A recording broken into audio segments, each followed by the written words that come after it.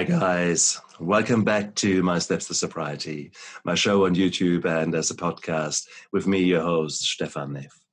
Today is another fantastic day for an interview, and I am dead excited because I've got a sleep detective with me, a sleep detective, Martha Lewis, who is beaming here to me in New Zealand to discuss with me the conundrum, the insomnia, the night times that we so want and need, and that are often so elusive and hard to come by when we are referring to proper sleep, what we like, or what the myth of sleep, of good sleep, is.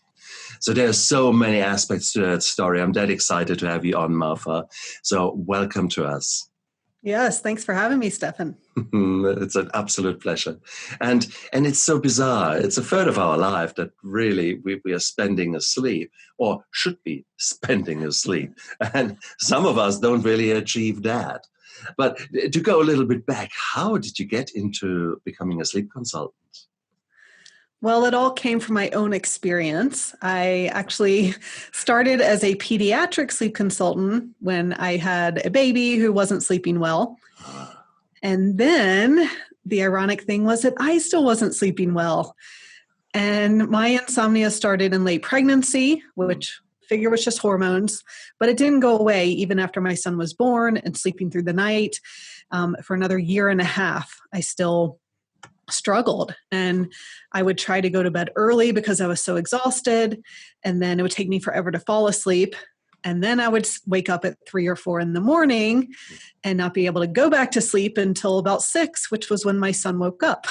So I was pretty miserable, and at this point I had a full-time job. I had started my business, I had a young baby, and I wasn't sleeping. And I felt like a fraud too, because here I am helping families sleep and I'm not sleeping. So, yeah. So luckily, who I trained with for pediatric sleep also offered an adult sleep certification. So I took that, even though I was a bit skeptical because I already knew a lot about sleep, but it totally helped everything I learned.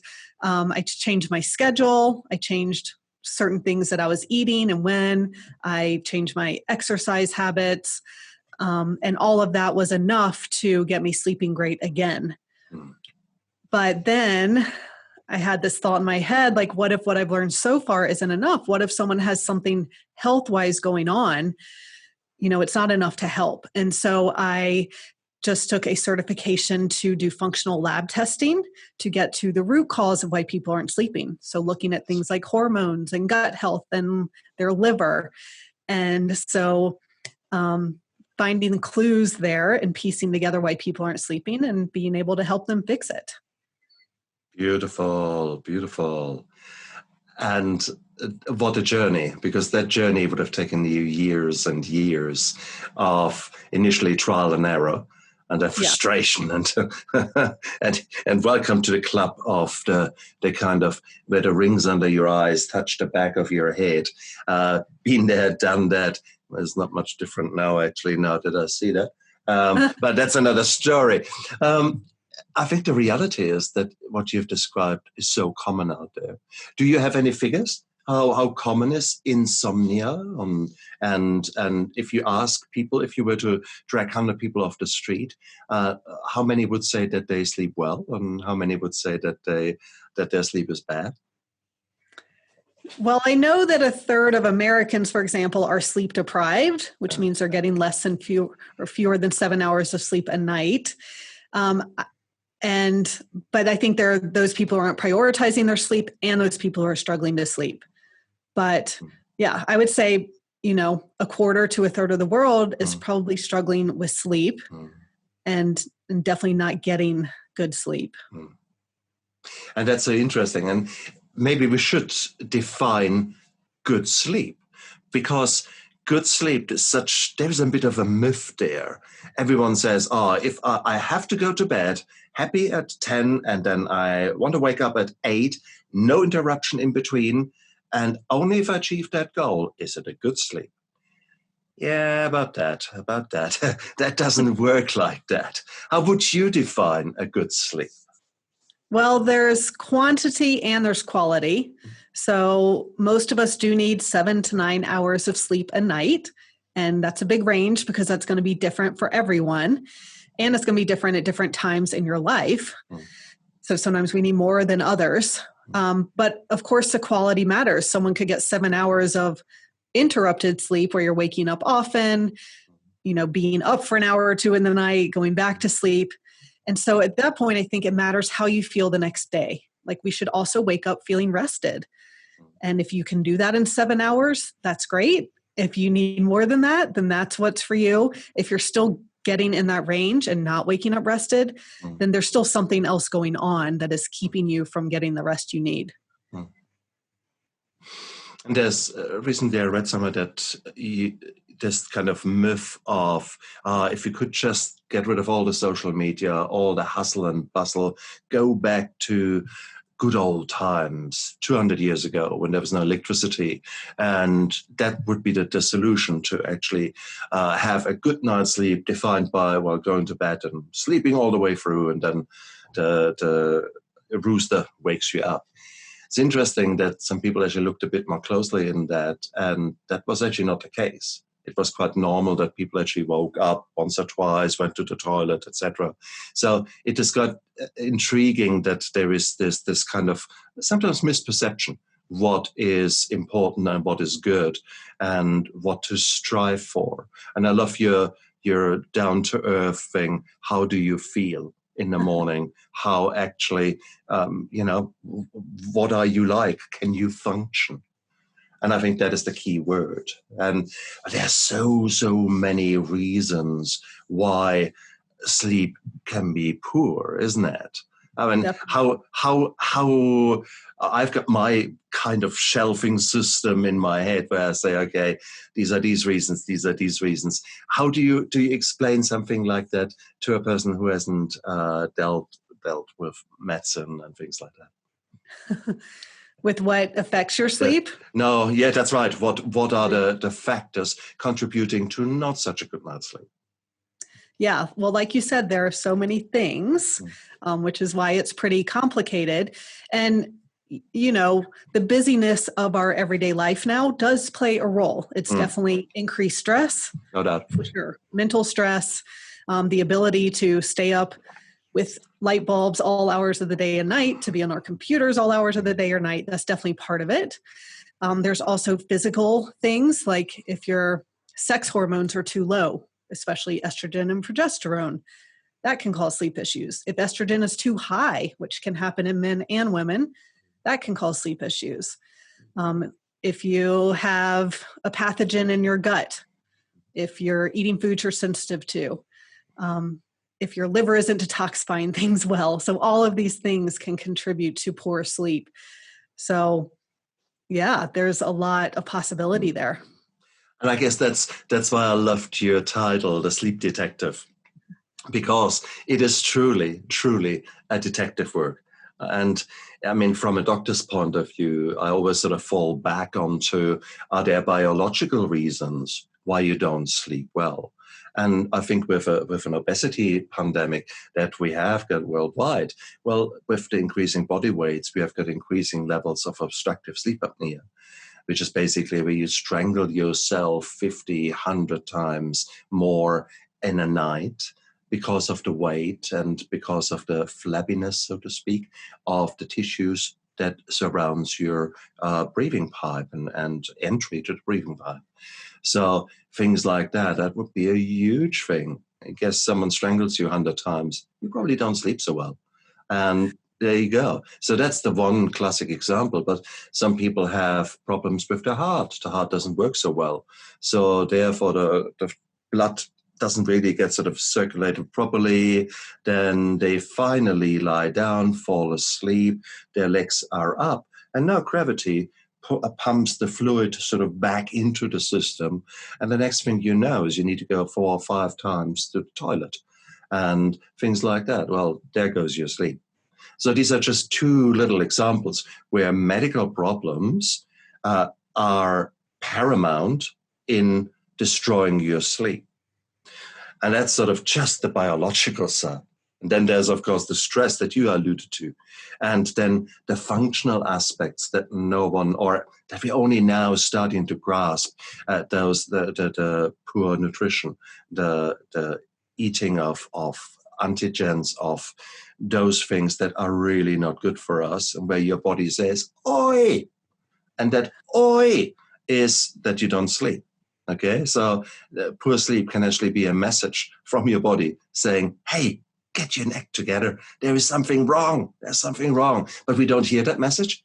Okay, it's someone shouts in Chinese and you don't know Mandarin, then, well, yeah. So that's where someone like Martha comes in and actually can tease that apart. It's fantastic. I mean, that is such a fundamental thing, sleep, that we needed. But let's talk about it. Why do we need sleep? Is that, I mean, for fuck's sake, I mean, there's all the soldiers out there tell you, I get up at 4:30. Look at me, I'm in the gym, and I go to bed at midnight. Hey, and look, you. Yeah, sorry, soldiers out there. Again, I'm exaggerating a little bit, but you know what I mean. So, what's the story there? Yes, well, I love to think of it as, like you already mentioned, we spend a third of our lives asleep. If it weren't necessary, we would have evolved out of that a long time ago. I mean, that's a third of our lives that we aren't fully conscious. We're vulnerable to predators, all of these evolutionary things that don't seem to make sense. So sleep has some very important functions. And, getting fewer than that 7 hours of sleep makes you more at risk for chronic diseases like depression and diabetes and Alzheimer's and cancer and heart disease. So there's so much regulation that happens while we're asleep that keeps us healthy. Our immune systems are kept healthy. But even I think, we all know that sleep is good for us at this point, I think, and that it's important. And these long-term health effects can happen if you don't get enough sleep. But I think it's also the short-term effects that really affect our day-to-day life, where we're going to be not able to focus as much, not be as productive, be more irritable and grumpy. I sure know I'm like that when I haven't slept well. So it affects our relationships, it affects our work, it affects our performance, even athletically. So yeah, so many reasons why we need to sleep. And researchers are just now learning about this and learning all the reasons why. So it's actually a very new field. And something we take for granted, yet there is actually so little, well, there is actually loads of research out there, but the research doesn't filter through into the common knowledge. So there's this big barrier there, seemingly, where people are, there is no campaign, let's make us sleep again, or something like that. So that's something maybe what we need to actually to say, okay, mandatory, come off your, well, first of all, switch your phone towards something that doesn't wake you up in the evening, or even better, come off the phone, kind of a thing. It's the basic things that we will touch upon in a moment, sort of the quick tips, how to get started. And then later on, we're going to put all your details down there so people can get hold of you and say, "Oi, Martha, I'm really struggling. Help me," kind of a thing. So there's no doubt about that. But so if someone comes to you and says, "Oh God, so knackered," what's your approach? How do you start detecting? How do you start working with someone? Yes, well, it depends on where they're coming from. So there's some people who don't know the basics, or they aren't doing them. Like, we know what to do, but we aren't. And so I do want to make sure that people are at least following those, what I call the sleep rules. It is staying away from your phone at night, staying away from screens that last hour before bed, managing stress, eating healthy, exercising, not too much, not too little, all of those things. But most people I'm working with, they already know that. They're already doing that. They've already tried so many things and they still aren't sleeping. And so at that point, while there is always a mental component to not sleeping, and I address that as well, our thoughts about sleep or labeling ourselves an insomniac or whatever it is going to get in the way of our sleep too. But then that's when I do also the lab testing to look at these physiological reasons why people can't sleep. And so I do multiple labs looking at things like I briefly talked about, like hormones and gut health and detoxification and how well you're digesting food and what your blood sugar is like. And, doing multiple lab tests to get this picture of what's going on in the body so that we know what to start correcting. And so I'm working more with let's restore health in general to restore your sleep. Perfect, isn't it? Because it is such a multifactorial thing. There's so many things coming together to allow you to sleep.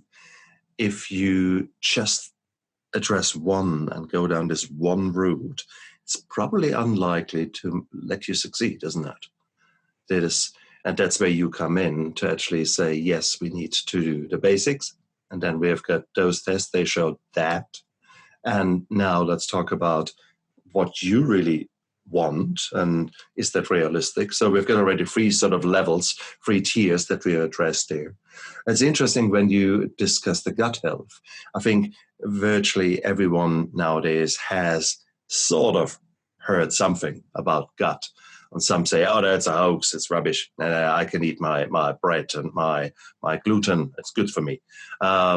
And yeah, most of us are not like that. So when you say gut health, well, how do you examine that? It's sort of a black box down there where sort of no one can really easily look in. And even the people like doctors who sort of look in with cameras and do things, we can't tell if there is the leaky gut or not, at least not on with your eyes. So how do you go about that? Yeah, so I do something called a GI map or gastrointestinal map, and it's a stool test. And so it shows us what is living in your gut. It gives us about 100 different markers of whether they're parasites, whether they're pathogenic bacteria like H. pylori, what your balance of good bacteria to bad bacteria is.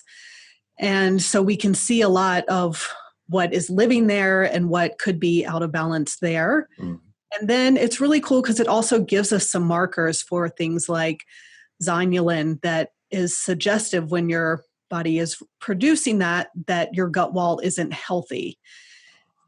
And and some other markers to show how well you're digesting food, like elastase 1, which is an enzyme that helps us digest protein. So if that shows up low, then we know that you're not digesting food or especially protein very well. And then there's another one for, liver health. And so, yes, without visually seeing what's going on, there are these markers that we can test for and test the levels for to find out how well things are functioning there. Cool. So it doesn't really hurt you very much, but you need a bit of stool there, so you need a sample there. So exactly, a small price to pay, I guess. And well, that's actually so far, that's quite painless. What else do you do? What else would be sort of in the panel of investigations that you do? Are you linked with a sleep lab? Do you do polysomnography or things like that? No, I'm not dealing with diagnosed sleep disorders at all. And I'm not diagnosing anything, of course, because I'm not a doctor. So another test I do is called the Dutch hormone test. And this is a dried urine test that you take multiple times in 24 hours, 4 to 5 times.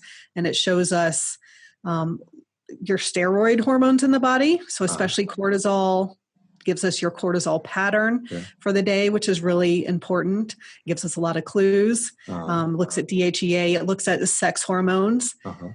And it also shows their metabolites. So we're seeing how things are being metabolized by the body. So it's giving us a lot of information there about hormones. And I mean, all of my clients have hormone imbalance. It's obviously going to be different for every single person, but cortisol is out of whack in one way or another. Sex hormones are low or high. Some are low, some are high, whatever it is. And so, this tells us really gives us a big picture of what's going on hormone-wise so that we can work on correcting those too. If any one of you thinks that hormones don't play a big role, just talk to your wife about certain times in a month, or when she is actually going through the changes, then we're talking. So please, these are the extreme examples. But you could say, oh, I'm a man, I don't need that test. It cost me a few dollars. No, I don't need that. Bullshit, boys. Because the testosterone is what makes us manly when we're young.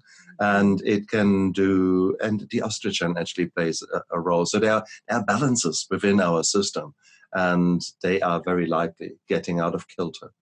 Might not necessarily have anything to do with you, just what you have done. It's just the way you're living in a Western society where there are so many plastic-derived, funky little molecules that comes in through our so-called food, and which are mimicking estrogens, or which are changing the way the balance of your natural hormones work.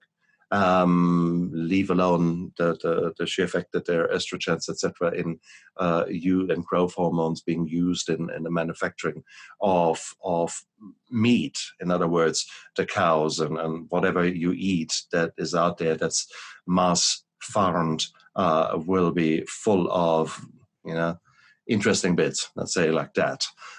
So all that comes together.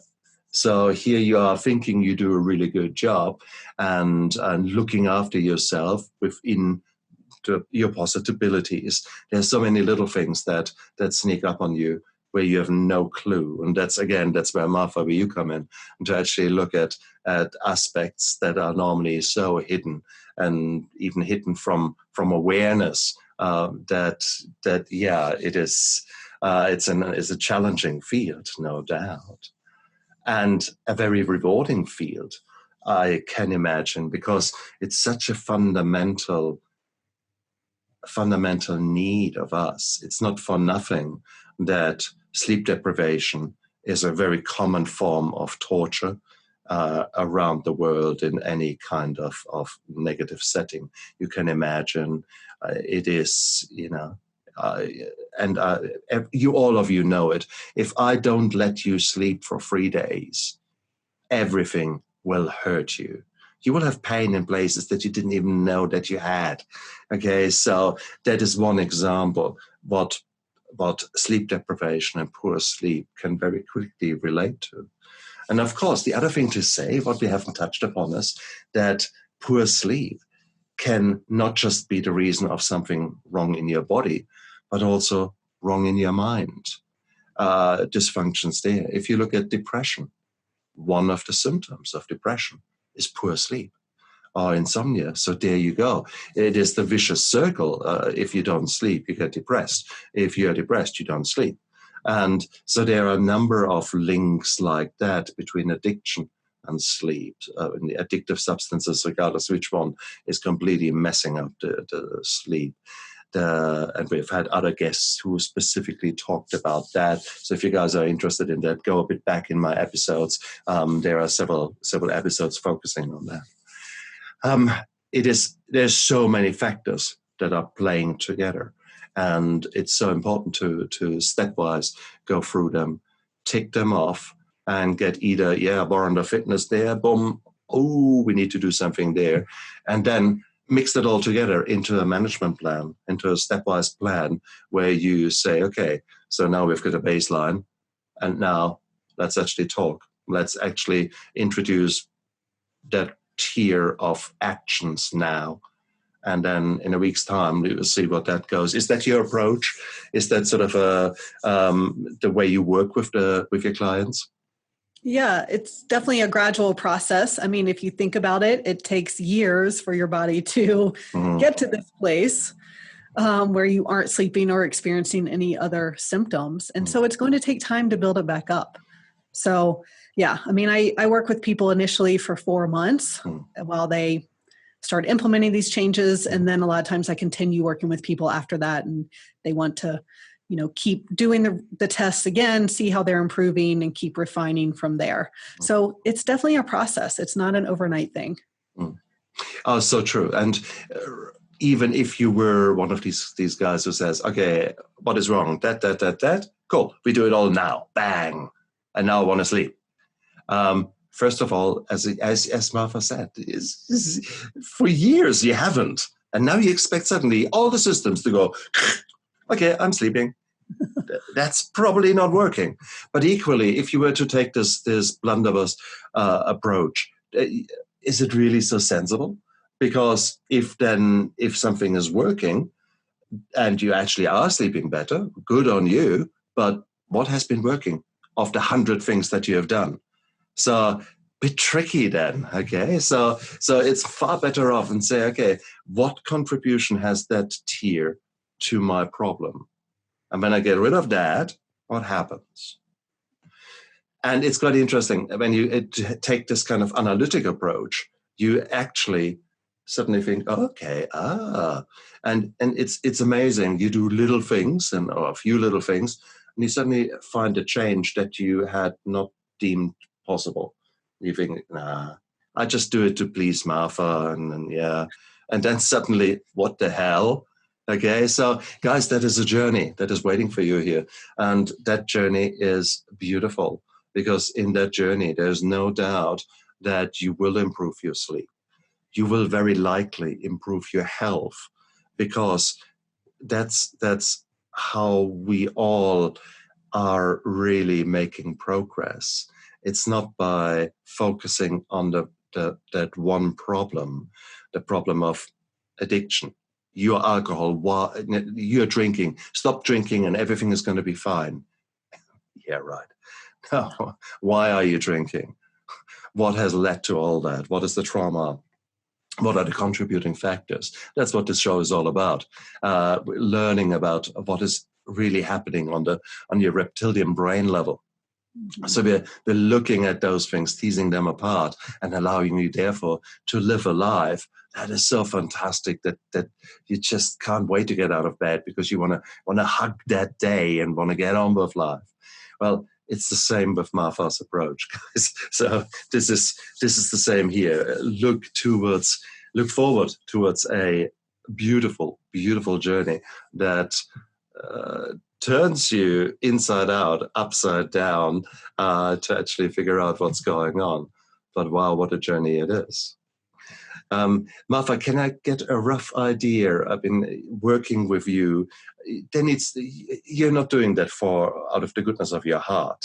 Obviously, this is a business for you, and you need to put clothing on and butter on your bread. So what is sort of an initial consultation package costing a client? Yeah, so my main package that includes the 4 labs I do, and then 4 months together with 6 sessions where we go over your test results. I give my recommendations. We also work on the stress and mental part of not sleeping too. So all of that together for that 4 months is $4,000. Mm-hmm. $4,000. And if you think it through, these tests are not cheap, guys. You're talking quite a few $100 probably for the tests alone.